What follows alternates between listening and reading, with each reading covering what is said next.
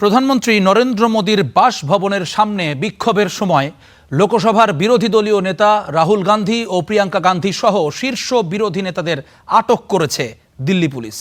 আটকের পর তাদের বিক্ষোভ স্থল থেকে সরিয়ে ফেলা হয়। এদিকে ভারতের কেন্দ্রীয় সরকারের সঙ্গে আলোচনায় কোনো অগ্রগতি না হওয়ায় আন্দোলন চালিয়ে যাওয়ার ঘোষণা দিয়েছে ককরোচ জনতা পার্টি। পুলিশি বাধা উপেক্ষা করে পার্লামেন্ট চত্বরে অবস্থান নিয়েছে হাজারো তরুণ। এ সময় সরকারের কাছে ৩ দফা দাবি তুলে ধরেন সিজেপির প্রতিষ্ঠাতা অভিজিৎ দীপকে। দিল্লির যন্তর মন্তরে আন্দোলনরত শিক্ষার্থীদের ওপর পুলিশি নির্যাতনের প্রতিবাদে প্রধানমন্ত্রী নরেন্দ্র মোদীর বাসভবনের সামনে ধর্নায় বসেন কংগ্রেস নেতা রাহুল গান্ধী। তার সাথে ছিলেন বিরোধী ইন্ডিয়া জোটের অন্যতম নেতা অখিলেশ যাদব সহ অনেকে। সেখানেই অবস্থান নিয়ে নরেন্দ্র মোদী ও স্বরাষ্ট্রমন্ত্রী অমিত শাহর পদত্যাগ দাবি করেন তারা। এক পর্যায়ে পুলিশি বাধার মুখে পড়েন নেতারা। পরে আটক করা হয় রাহুল, প্রিয়াঙ্কা, অখিলেশ সহ বহু নেতাকে।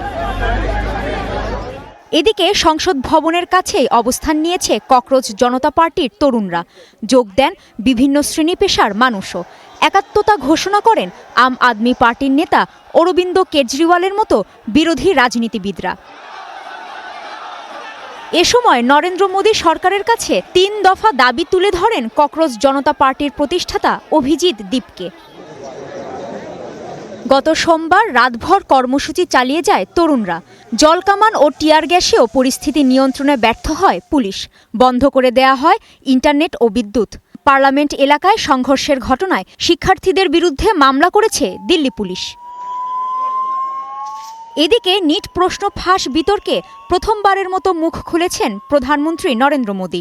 বিজেপি নেতৃত্বাধীন ক্ষমতাসীন এনডিএ জোটের সংসদীয় দলের বৈঠকে তিনি বলেন, প্রশ্নপত্র ফাঁস রোধ করা একটি জাতীয় দায়িত্ব। তরুণদের পরিশ্রম ও স্বপ্ন নষ্ট করার অধিকার কারো নেই। কাজী শাহরিন, স্টার নিউজ।